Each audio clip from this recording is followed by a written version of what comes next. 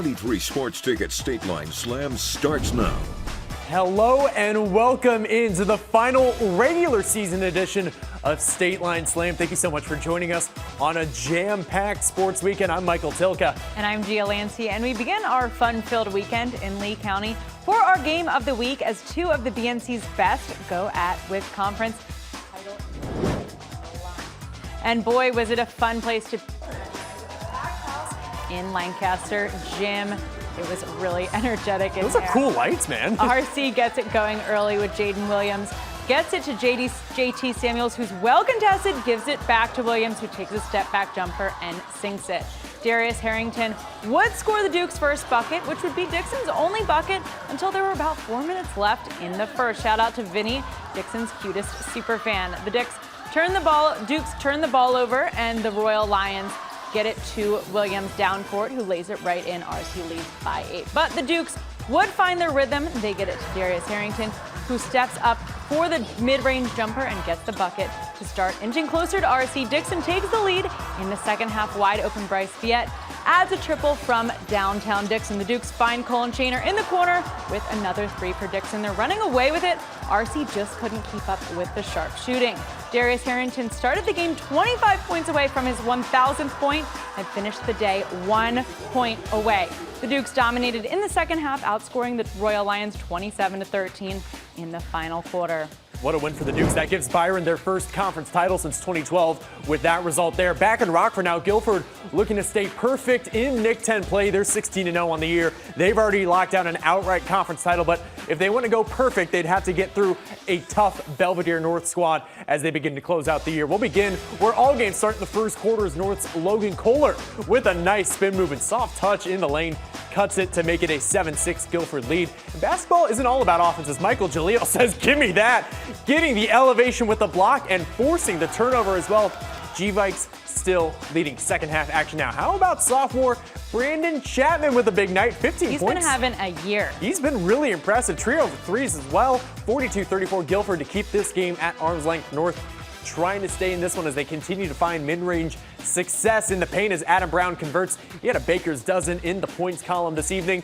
And how about this to cap off the night? Michael Jaleel cleared for takeoff, two-handed slam. Although the stare down afterward would actually land him a technical. I don't personally agree with it, but those extra free throws wouldn't make much of a difference. Guilford wins it by 20. Staying in the Nick 10, the Auburn Knights put their six-game win streak on the line as they visit the Jefferson Jayhawks. Picking things up in the first, 0 points in the first 2 minutes. Then it's a scoring spree. Brian Harper, 4-3, sinks it. But Zaire Hudson says, anything you can do, I can do better. He nails a wide-open three. Jayhawks tie the game at 5. Just a few plays later, since sequence for Jefferson, Cortez Christmas jumps up, puts one star on the tree, comes up with a steal. Then it's Randy Johnson who will bank it off the glass. 4-2. Knights lead 14-11 after 1.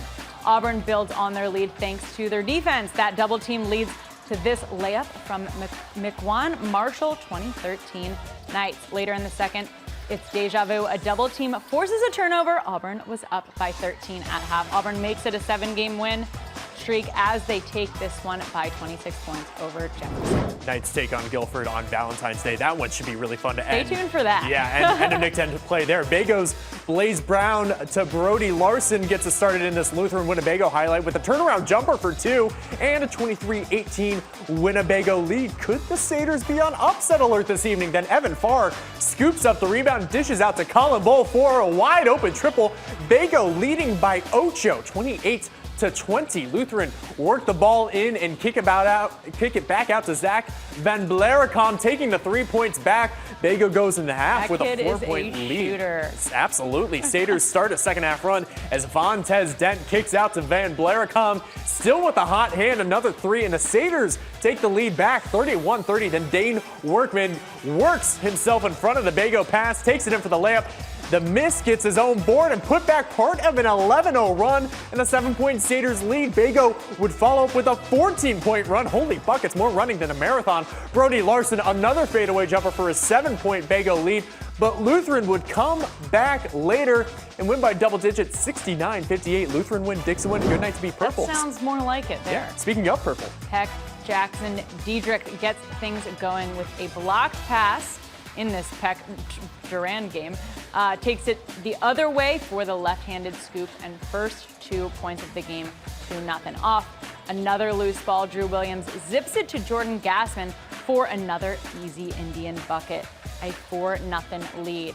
And at their own end, Peck with a loose ball this time gets a lucky bounce and recovers, this time an outside shot from Mason Peterson, and a 7-0 early lead for the Indians. Off the end, Tyler Anderson hidden behind a wall of players, but sinks the three for Durand's first points. They trail 8-3 early on. Indians keep hitting.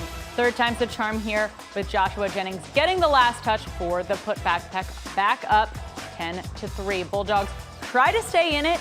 Nathan Polk directing traffic and looks to drive instead. Hits the layup. Durand still down 16-7. They would not get any closer as Pecatonica breezes to a 68-51 victory.